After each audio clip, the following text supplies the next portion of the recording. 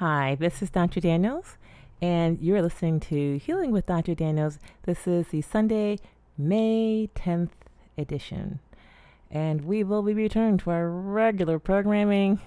No more of that C talk. If you want to know what I think about C, then you'll have to become a customer and attend our customer appreciation webinar on May 25th, I believe it is.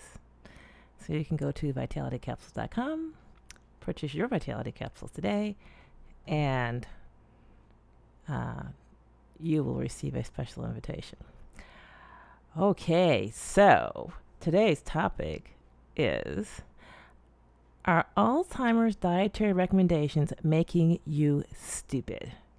Yes. Are the dietary recommendations that your doctor's instructed to give you concerning Alzheimer's actually making you stupid? There's a good question. And I have to say, when I started looking into this, I thought, well, there might be something to it. And then the further I looked, I was like, oh my God. So this is prompted, of course, by newly discovered research on Medscape. Thank you, Medscape. But first, we have to take our turpentine. Now, this is turpentine. You can keep it in any container you want. You should label it. I did label mine, but the writing came off the black label. And this is just an old little jelly jar. Here we are. It's my little pipette. And it goes all the way up to the neck. It's supposed to. It's a little bit shy. We're going to give it just a little more juice here. I swear. Okay, here we are. And we want to pull it right up to where the level hits the bulb right before it gets wide. Okay, so we got that. We're going to put that down. And then we've got our white sugar. Yay, white sugar. Everything on earth has healing properties. You just have to use them properly. And it turns out that this is a special niche for white sugar, which is a distributing agent for turpentine and bait for those pesky parasites. And here we go. Now, some people know turpentine as a poisonous agent, but the truth of the matter is it's also a natural derivative from the pine tree. We just empty that pipette in there. It happens to be 2.5 cc's, also known as half a teaspoon. Put that out of our way, and of course we have our handy dandy water. I suggest people have fun with their turpentine. Get a fancy glass. What the heck?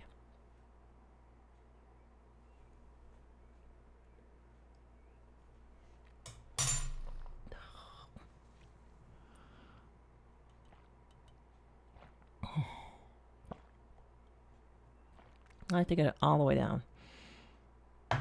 Now, sometimes you'll get a burp that doesn't taste good, but that's totally normal. Okay, next we're going to take our shilajit. And shilajit is a really powerful trace mineral supplement. It's a material. It's naturally derived. It's from Russia with love. They dig it right up out the ground, scoop it into a little bucket like this, and bam, that's it. No processing there. And so this is the broadest and most powerful trace mineral material I have come across. I have tried colloidal minerals. I have tried fulvic minerals and all kinds of stuff. Stuff from Utah, stuff from just various places, and even seaweed. But this has been the best. Over 30 years of experimentation and trying. And there you go. That's more or less 200 milligrams. Put that right there in our glass. And as you can see, it does not dissolve. Let's see if I can show you. Does not dissolve very well at all. And you can see the black tip there. Yeah, you can see the blackness. Okay. So we're going to let that dissolve while we have our little talk. Okay. So you're going to stir that and drink it right down. Now, also, I'll have to give you an update on Vitality Capsules. Yay! So we have located successfully all the ingredients.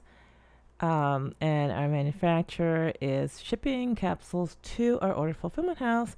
And so our order fulfillment house should be shipping capsules out on the 21st of May. So we have, I think, just enough really to fill all of our orders and a little bit more, not much.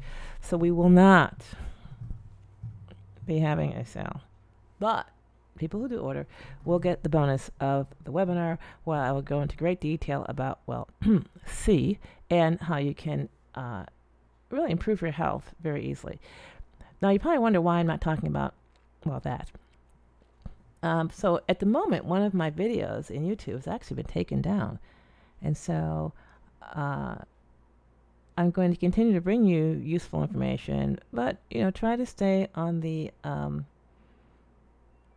right side of the sensors, and also still provide that information in tremendous detail and in terms people can easily understand, but in a more private forum that doesn't require public platforms.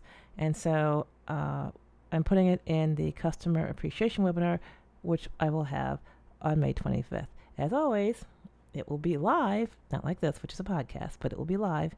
And if people have Vitality Capsule questions they want to mail in beforehand, they can, and they'll get all that information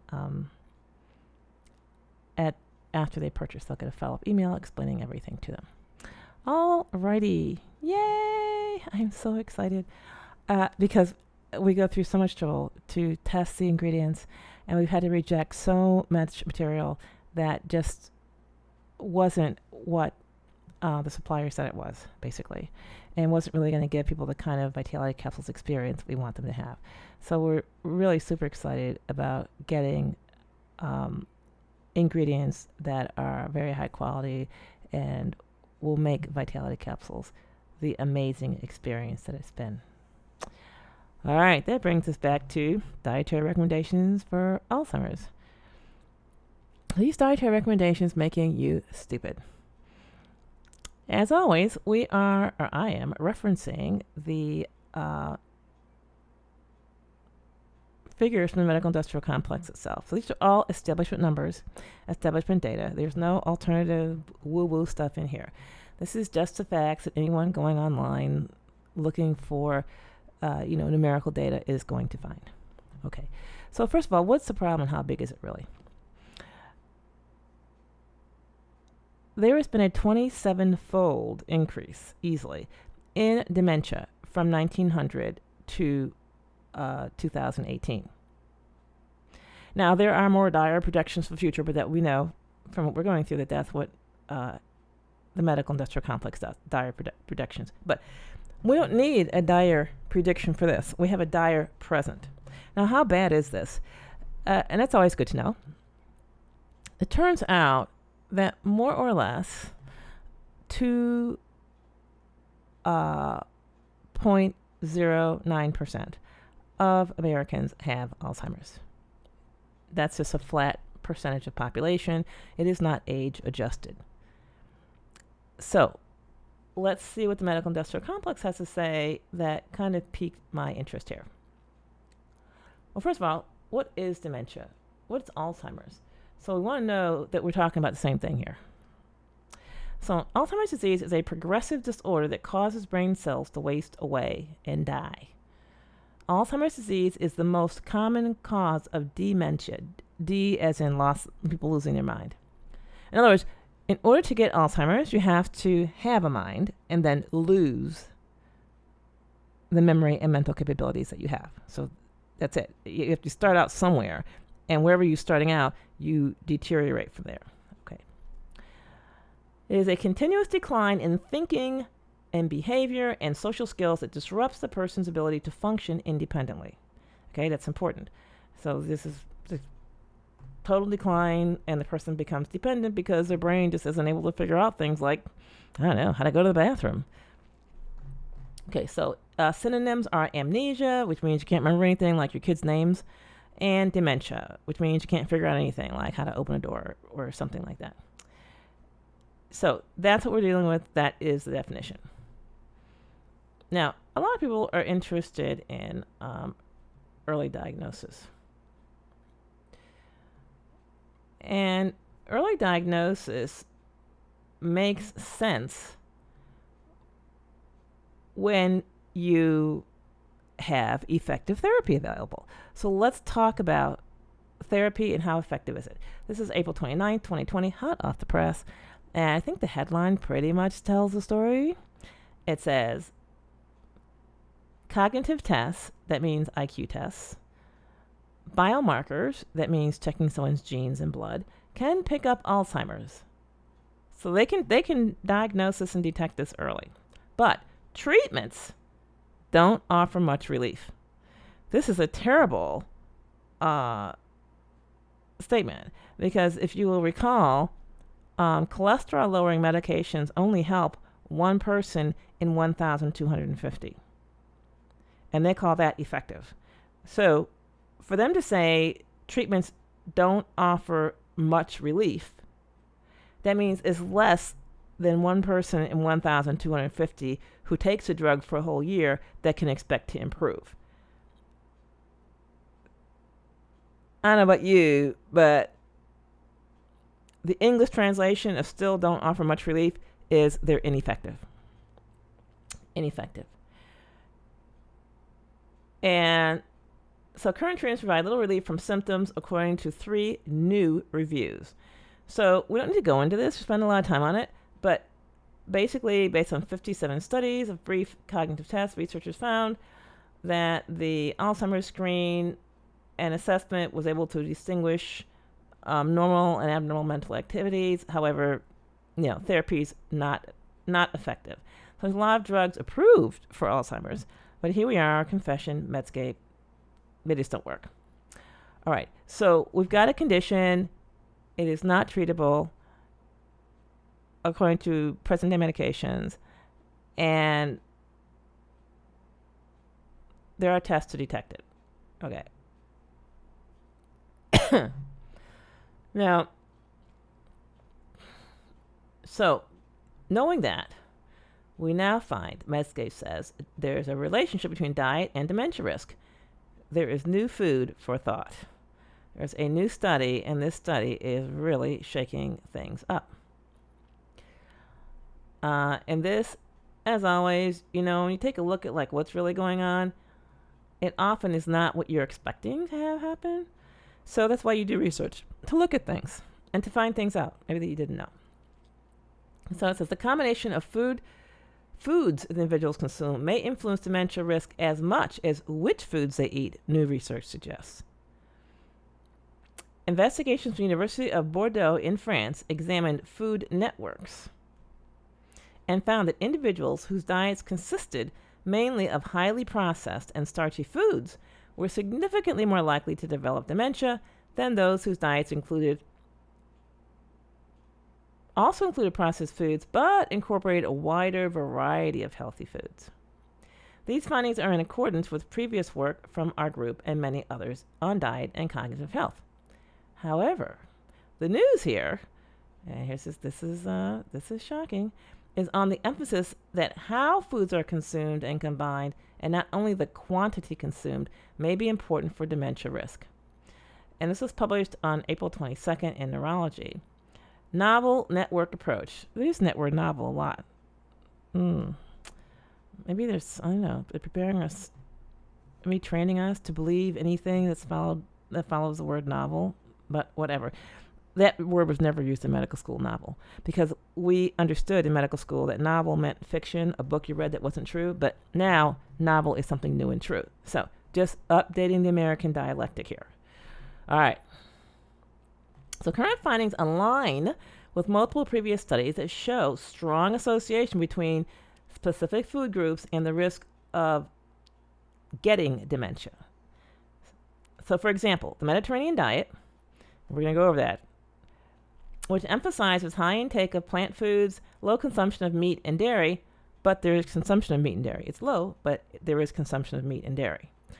Among other factors, is associated with lower risk of cognitive impairment in Alzheimer's disease. They're making that statement, but we're going to get our own data.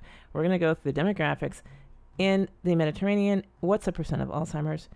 And then we're going to compare that to the percent of Alzheimer's in the United States. So whenever you have a study like this and they tell you, hey, this is true, or hey, that's true, there are census figures that tell us the outcome, and we can go straight to those figures and say, hey, what's going on?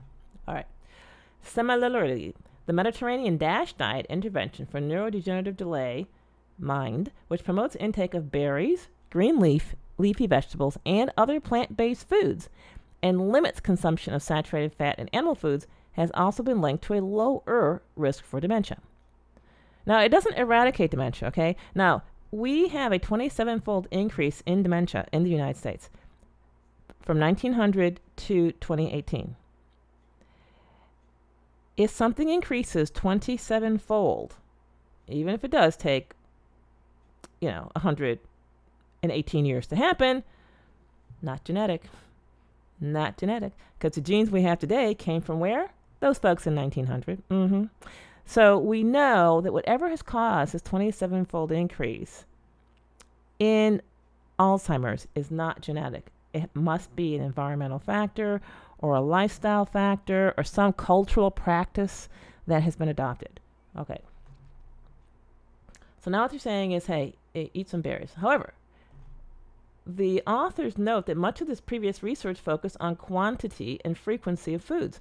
Our study went one step further to look at food networks and found important differences in the ways in which food items were co-consumed in people who went on to develop dementia and those who did not. So what they did was they took a bunch of people and followed them over an extended period of time and saw who got dementia and who didn't, and then compared their diets. Now that is a scientific approach, as opposed to putting people on a certain diet and see who does this or who does that. Here you go.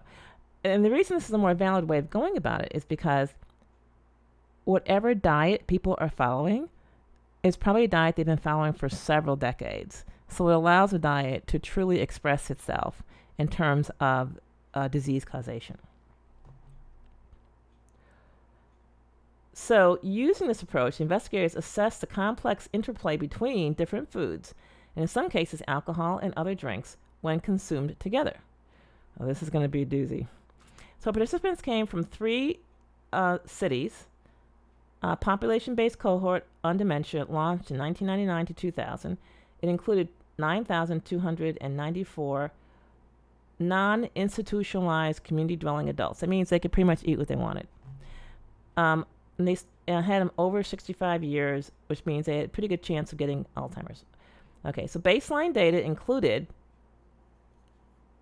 social class, lifestyle characteristics, medical information, neuropsychological testing results, blood pressure, how fat they were, and findings from blood samples. Okay, so they did the survey in 2001 to 2002, and a qualitative food frequency questionnaire and a 24-hour dietary recall assessment administered in a face-to-face interview with trained dietitians. So here is the clincher.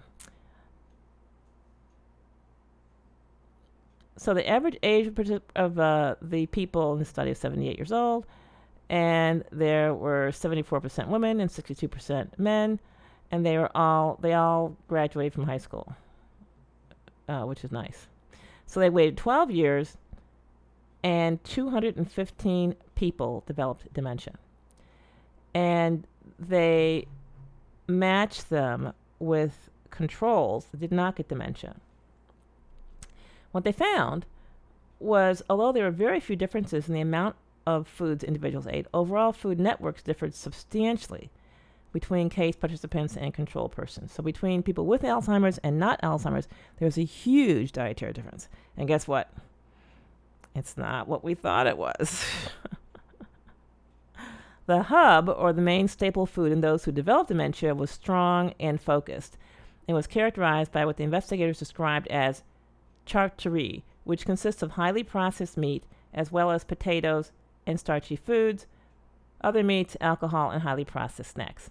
All right, so let's just talk about what these foods are. So highly processed meats, that means bologna, salami, smoked meats, ham, fermented meats. So we're talking about a food material that has a very high parasite/bacterial count. Now, they put a lot of nice spices in there to help with it, but let's just call it out for what it is. So what they combine this high parasite content meat with lots of starch of potatoes and alcohol to suppress the liver and highly processed snacks. That would be potato chips, crackers, white bread. So this diet has a very low nutritional content. Not many B vitamins, minerals, not any vitamin A, E, selenium, B vitamins, minerals. This is a very low quality diet in terms of nutrition. These folks got Alzheimer's. What about the ones that did not get Alzheimer's? So the network of the non-Alzheimer's people was more diverse and included several disconnected subnetworks reflecting generally healthier food choices. Get this. Those of you who drink alcohol, listen up. Alcohol consumption in both groups was relatively high, on average, 9 drinks a week. If I drank 9 drinks a week, I'm telling you, this show would not be televised. I don't know that I'd be able to turn the computer on. But this is their study group. And what they found was that whether you got Alzheimer's or not was not related to the amount of alcohol you drank. Very, very interesting. And just to buttress this, I have friends who are alcoholics, and they're pretty bright.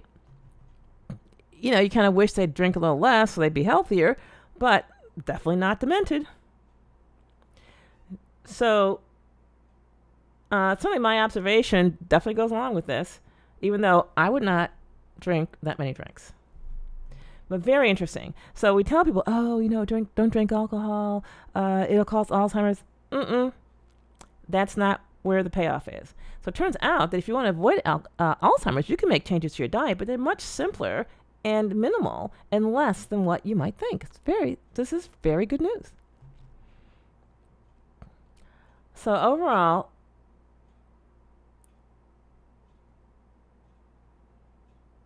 the investigators add, this application of network approaches to dietary risk in dementia suggests that a more diverse diet may be especially favorable, and that diets focused on processed meats, potatoes, starchy food, and unhealthy snacks may be associated with dementia risk many years later. Findings were likely generalized to many populations around the world, although this needs to be confirmed by future studies in specific countries. So now some countries, the general level of alcohol intake really isn't that high. So I'm not saying that you should increase your alcohol intake. What I am saying is if you have a certain level of alcohol intake and it's not causing you a problem, you don't need to quit your alcohol in order to avoid dementia. That's what I'm saying. Study strengths include this large population and long-term follow-up. Now, the other strength, as I mentioned before, is they did not manipulate the diet. They allowed everyone to say, hey, y'all, eat what you want. And then they followed these people over 12 years, and they took a snapshot at the beginning. And at the beginning, they didn't know who was going to get dementia. And the nice thing about not manipulating their diet was whatever diet you took in that first snapshot would be representative of their diet over the prior decades. And then when you go forward the 12 years, take another snapshot, and this time we see who got dementia. Now you can look back at your first interview or your first snapshot and say, what's the difference between the ones that got dementia and the ones that didn't get dementia? So this is actually a very powerful study. But they found out more things. It says cause for pause. So that one piece of information is quit drinking alcohol. Not relevant. Not relevant. So if the alcohol intake is not giving the person another health problem, then dementia or preventing dementia is not a reason to quit or cut back. So in other words, you can drink whatever alcohol level is comfortable for you. Okay. In terms of dementia, we're not talking about other illness, just talking about dementia.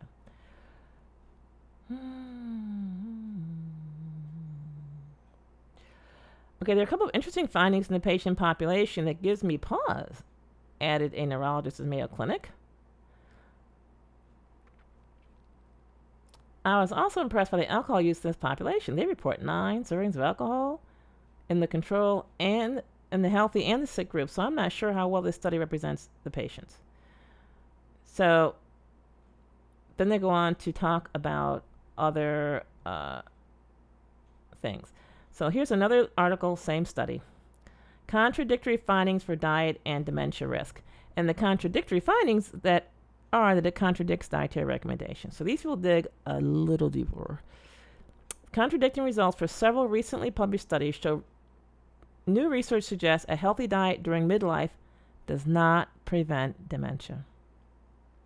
So if you're, let's say, you eat junk food and wake up one day, you're 42, you're like, you know what, I think I'm probably going to live a long time. I do not want to get dementia. I'm going to start eating healthy. That decision, and even sticking with it, does not reduce your dementia risk. Yeah, how cool is that? So let's take a look and see if we can figure out why. A long-term prospective study of more than 8,000 British civil servants followed for 25 years found no significant association between following a healthier diet in midlife and a lower risk for incident dementia or cognitive decline. Very interesting. The investigators' own previous research showed a strong association between long-term adherence to a healthy diet and better heart health, as well as a lower risk for depressive disorders and larger hippocampal volumes. So hippocampus is a part of the brain. So they had larger volumes of this part of the brain, which they wrongly associate with better brain function. And so now they're finding, these healthy habits, this healthy diet, which is so great for cardiovascular health, does not seem to have helped at all for dementia. So in keeping with those findings, the investigators thought that a healthy diet would have a long-term protective effect on dementia. But the lack of statistical validity between midlife diet quality and following risk of dementia assessed over 20 years was unexpected. So now they're like, The data came from a Whitehall study in which 8,200 participants, 69% men, age 50 years, diets were assessed using the alternate healthy eating index,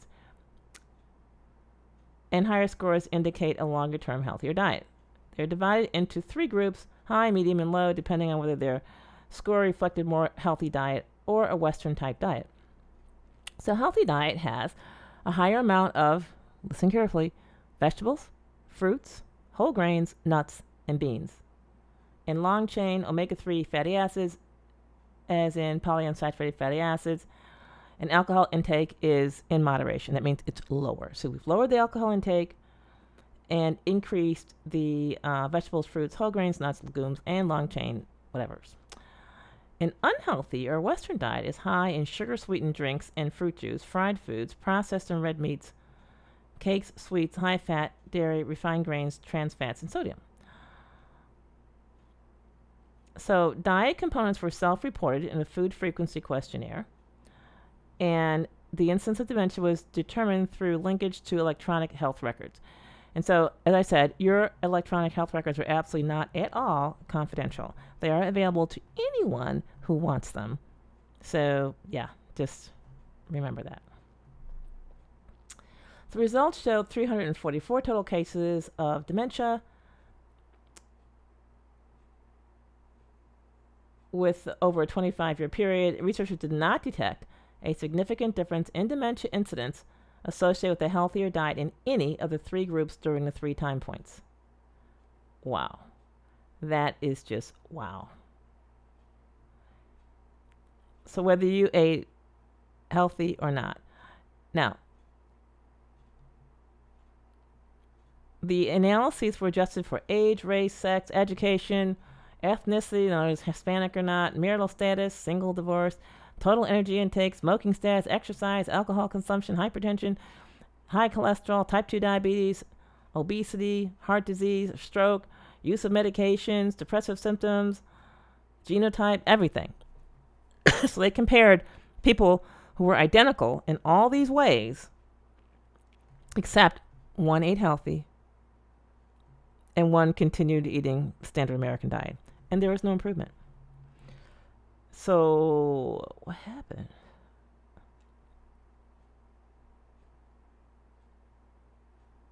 The researchers did find an association between diet and death in a small subgroup. There was a significant association between diet and depression, but not dementia.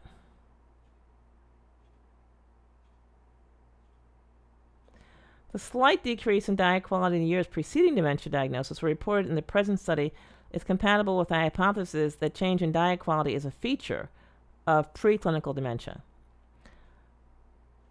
So, what went wrong?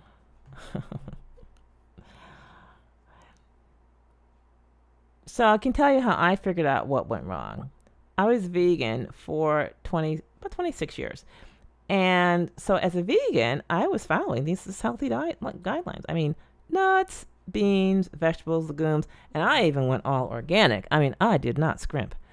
And my mental capacities just went, boom. So why would that be? And the answer is the brain has an absolute dietary requirement for cholesterol. Absolute dietary requirement for cholesterol. And so if you embark on a diet that is severely deficient in cholesterol, which is the diet that they are describing here as healthy, then you're going to get more dementia. So they're saying diet still matters. So they're saying a healthier midlife diet was associated with greater hippocampus volume. Yep. So the brain had more mass. Like, lights on, nobody home. So that's not good enough. You want to be able to function. Other studies have shown an association between better brain health and eating more fruits and vegetables in midlife. Now, again, there's better brain health immediately when you start eating these. Let's say if you're on a high meat trash diet. As soon as you start eating those fruits and vegetables, your mind is going to feel better. And it's going to feel better for anywhere from a week to maybe 2 years. And then over the long term, though, you're going to experience mental decline into stupidity. Like, I can't remember anything. I don't know where I am. Can I hold your hand? Can I just follow you? I mean, literally, I could not figure out a thing. I couldn't figure out a thing. So what did I start eating? I started eating high cholesterol foods. And to this day, the higher the cholesterol, man, I'm eating it. So one very high cholesterol food, which is extremely healthy, is liver. It turns out calf liver and chicken liver are the two best livers to eat. Salt, pepper, liver, onions, 4 ingredients. That's the recipe. Yeah. And it makes a world of difference. And you will find your mind being quite a bit sharper. Also, believe it or not, something like bacon. So bacon, and same with ham hocks, will increase not only your intelligence, but it will increase your mood and stability.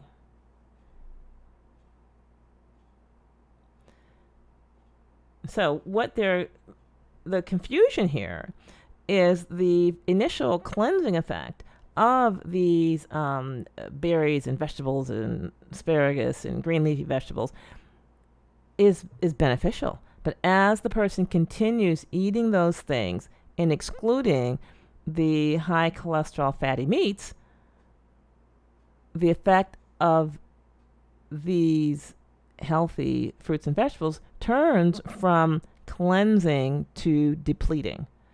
And that's why in the long term, over a 25-year period like this study looked at, it actually does not have a beneficial effect on Alzheimer's. And that's what happened to me. When I became a vegetarian and stopped the meat, I felt really good. I felt great for about, a year or two. And even into year 12, there were things that were getting better. I had scars that I'd had since a kid on my skin that were going away. I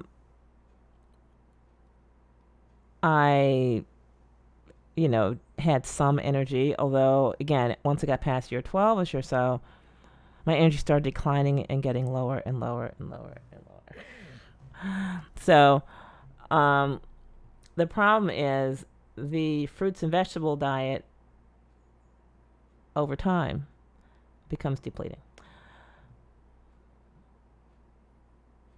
A study investigation led by some doctors in Australia suggested, which means didn't prove anything, that an unhealthy diet could shrink the brain. So you have a suggestion, there's a possibility.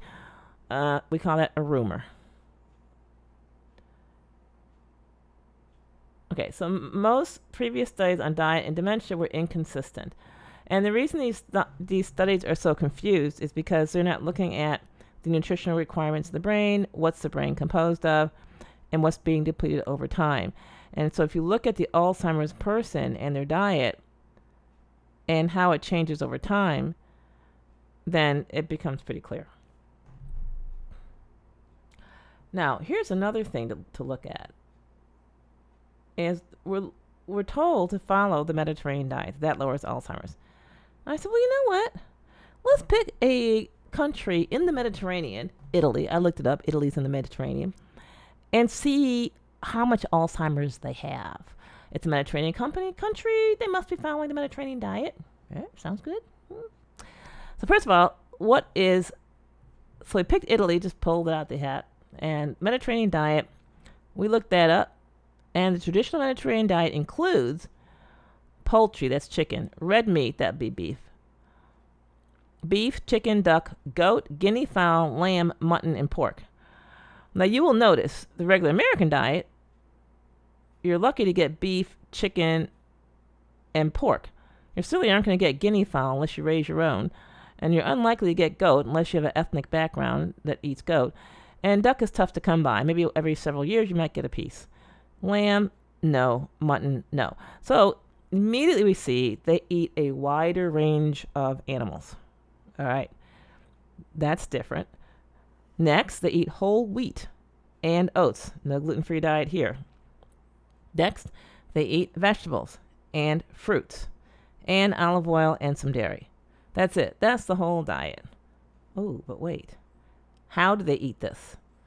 They eat it in the company of friends, and they cook it themselves at home.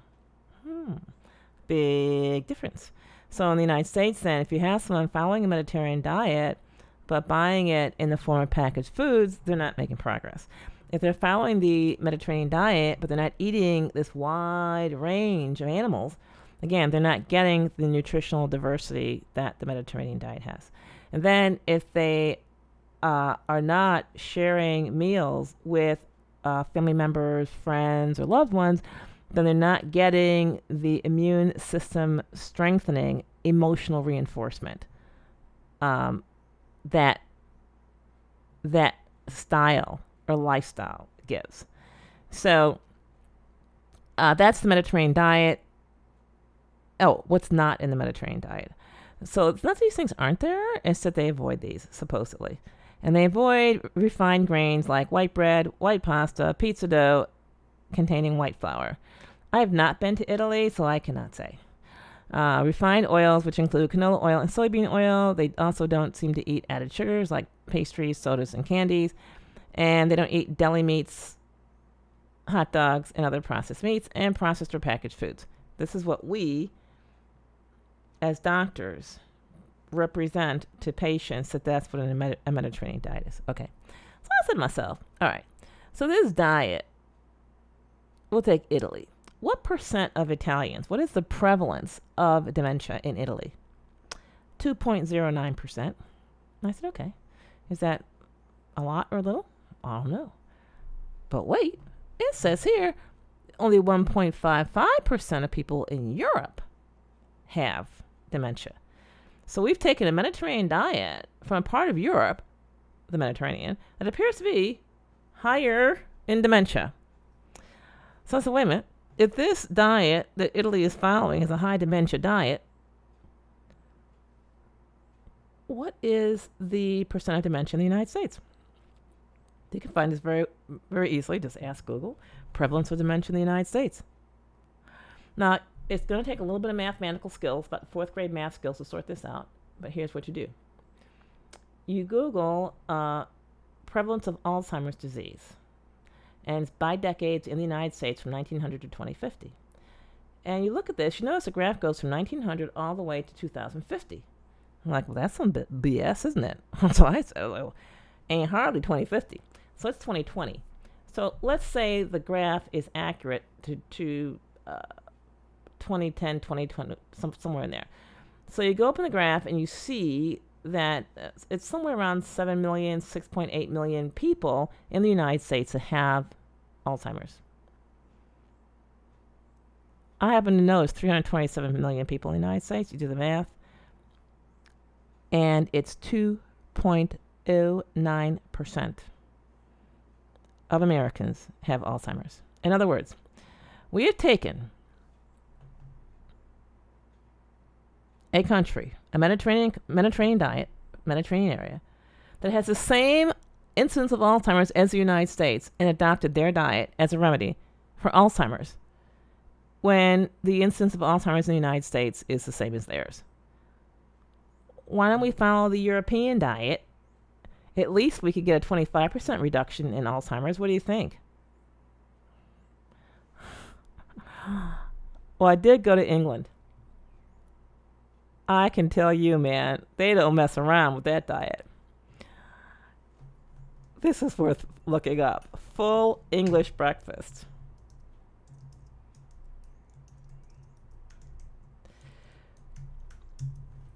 As you guys know, I'll eat just about anything in terms of, trying it out, see if it makes a difference. All right, so we have here the full English breakfast.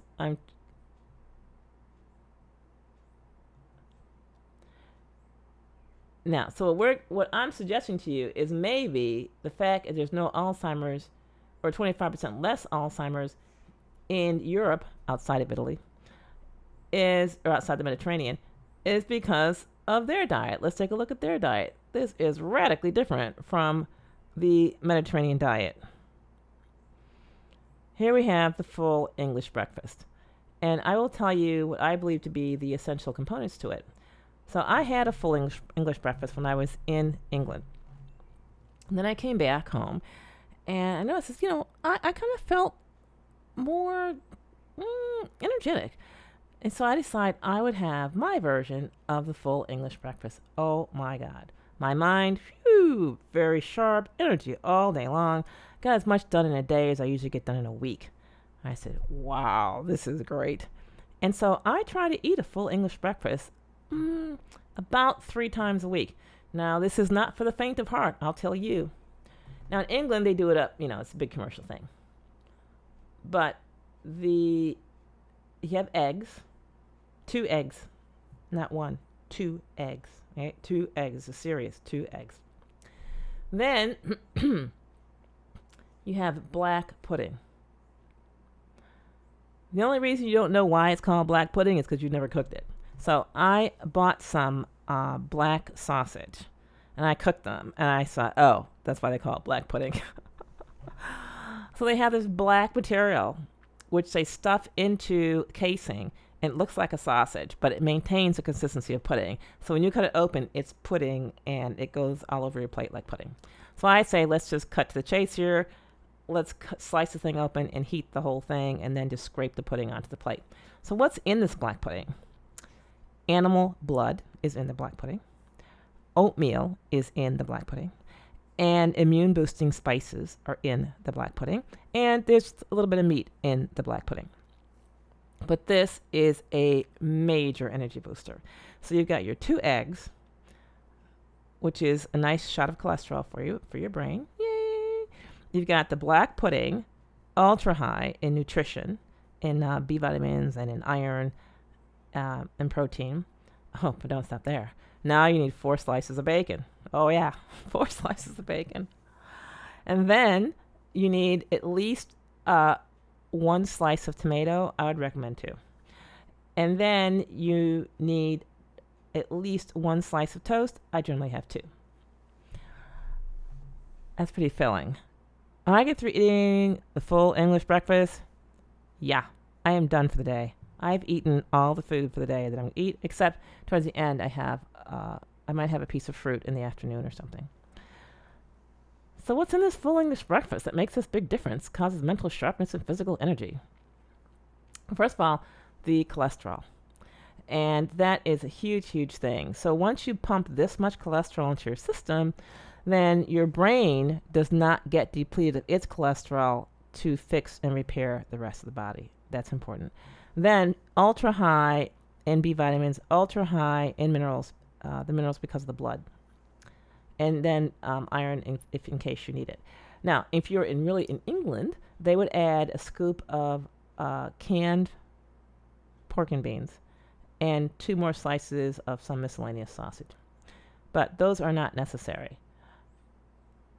Now, the next thing is the tomatoes. Tomatoes are very, very important because the tomatoes contain the moisture content and antioxidants that you need to keep from having a stroke from the egg, the bacon, and the black sausage. Don't forget your tomato slices. And you will see when you eat the tomatoes, take a little wedge of tomato, some bacon, some egg on the bread, take a bite, and it feels amazing. So that would easily explain, to my mind, the 25% reduction in Alzheimer's in England. Well, why don't they just tell Americans, well, follow the European diet, Follow a European diet. No, because it might work, right? Because you'd have an immediate drop of 25% in Alzheimer's. So, yes, the information your doctor is giving you about an Alzheimer's diet is making you stupid. And if you already have Alzheimer's or you're taking care of somebody with Alzheimer's, then feeding them this fruit, vegetable, and oats diet is going to simply make them dumber and dumber. I could think they had the Saturday Night skit, Dumb and Dumber. But that's what you're doing. You're literally stripping and depleting your brain of cholesterol because your body can only make at best 75% of the cholesterol it needs.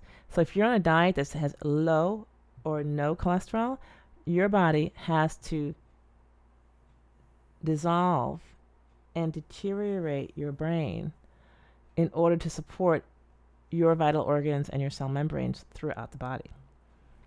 That's a problem. And this is also why cholesterol-lowering drugs have dementia as a side effect. If you lower your cholesterol, you're just going to get stupid. So I try to keep my cholesterol very high. No, I've not been measuring it, but I've been eating lots of high cholesterol foods. Now, your doctor will tell you that eating high cholesterol foods will not raise your cholesterol. That is simply not true. Now,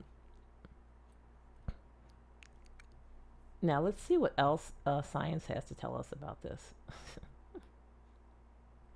So diet dementia, they're like, you know what? Our drugs don't work. Our diets don't work. Yeah, contradictory findings of diet. So this is also why the alcohol is not that much of an issue. The real issue for dementia is, do you have the cholesterol or don't you? Do you have the B vitamins or don't you? Do you have the fat to create the myelin sheath around your nerves or don't you? And if you don't have the nutrition, guess what? You're going to get stupid.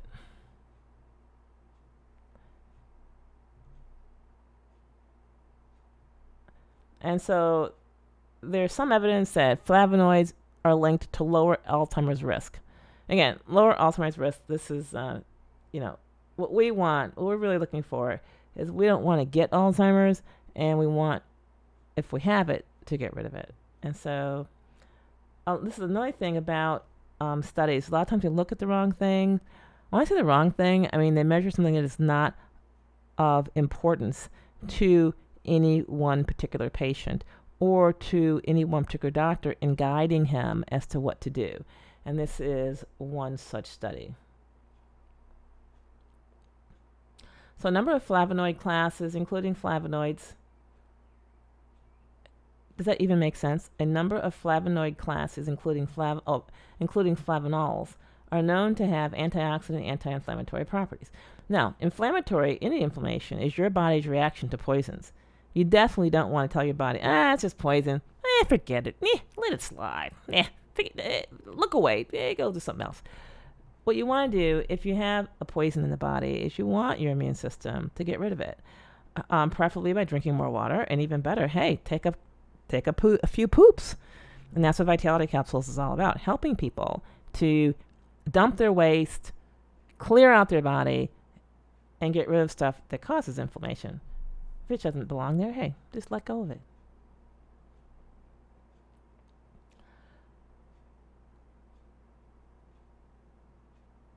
Yeah.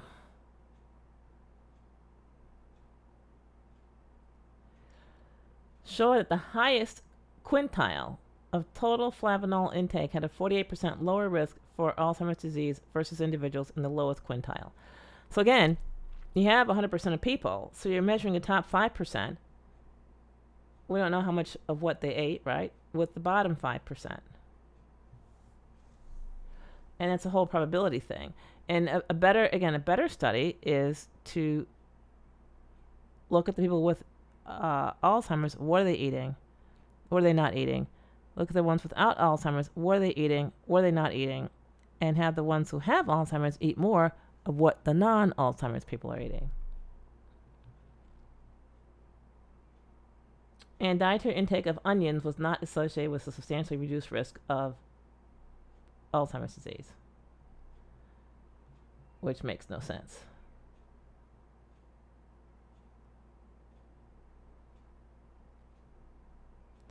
So, in other words, tomatoes, kale, apples, and tea they found to be of not much help. However, kale, beans, spinach, broccoli, wine, oranges, and tomatoes led the list for beneficial things. And so it's very confusing because certain things are contained in more than one type of food.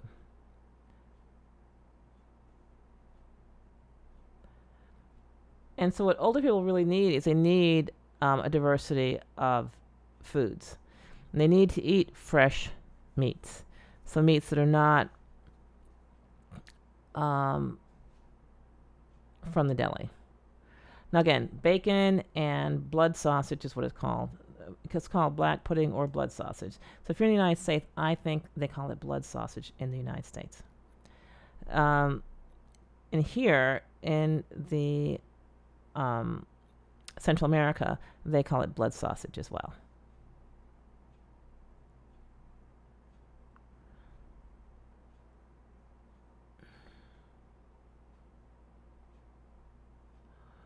And so the advice to eat vegetables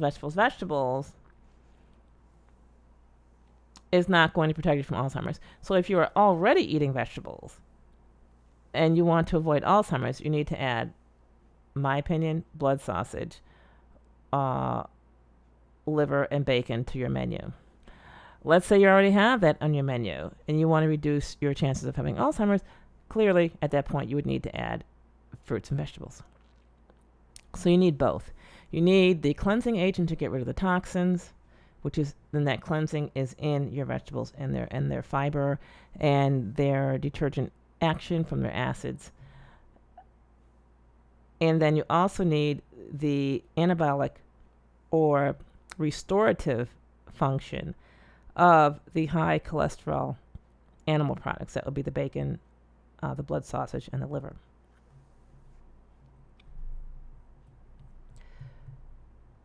And that brings us to questions.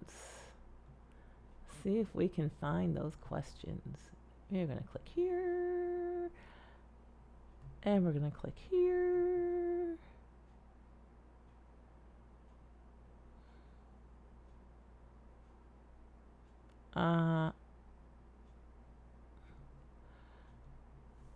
Questions.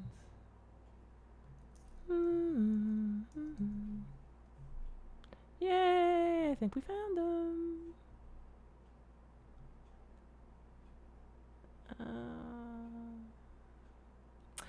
When I eat pine nuts, I have a violent reaction with it coming out both ends simultaneously. Can I still take turpentine as it is distilled?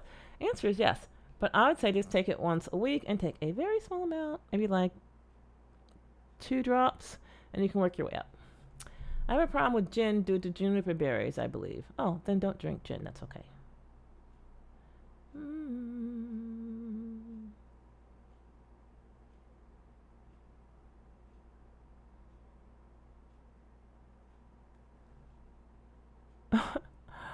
My husband has had toenail fungus for the past 3 months. I have been applying a clear nail polish and Lamisol ointment twice a day with little results. Any suggestions? Yeah, just drop some turpentine on those nails, like 2 or 3 drops at bedtime.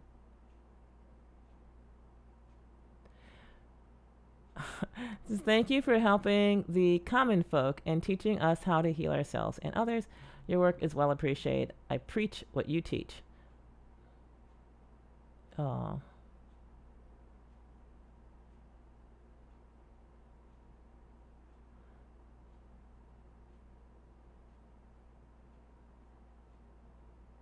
Okay, so my daughter took Accutane and has been just developing a slew of sickness ever since. So if you know she took Accutane, Accutane is a vitamin A type analog and interferes with its metabolism. It's actually pretty dangerous. So you're lucky she just didn't just die. It causes death and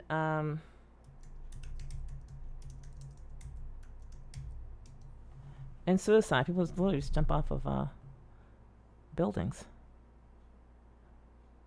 So it's an isomer of retinine, which is a precursor to vitamin A. So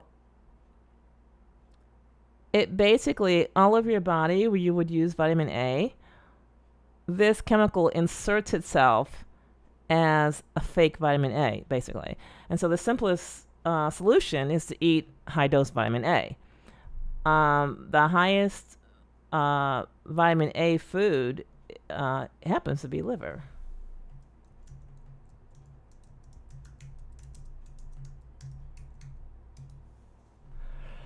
Yep, liver.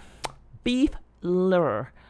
I would go for calf liver, though. It has fewer toxins. So, yeah, give her calf liver. Salt, pepper, liver, onions. That's the recipe. Have some rice and cooked vegetable on the side and a few leaves of lettuce. Let's see. There we are.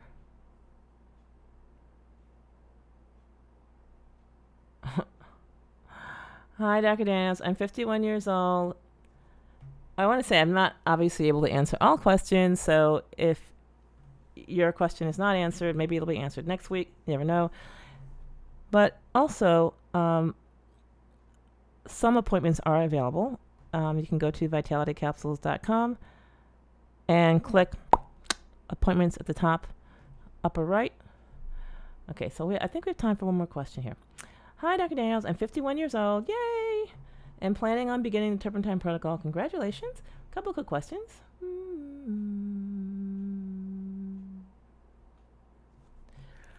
If I want to use castor oil to get regular bowel movements instead of Vitality capsules, would that be okay?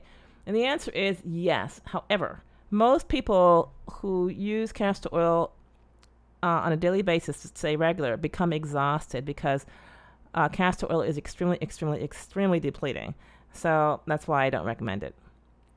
Now, culturally speaking, it is used for regularity, but the way it's used is once a week. And so if you go to vitalitycapsules.com, download the Candida Cleaner Report, it tells you about castor oil and about its use.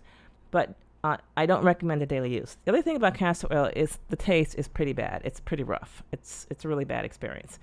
So most people find that they can swallow castor oil about 5 times, somewhere between 5 and 10. After that, it's like, and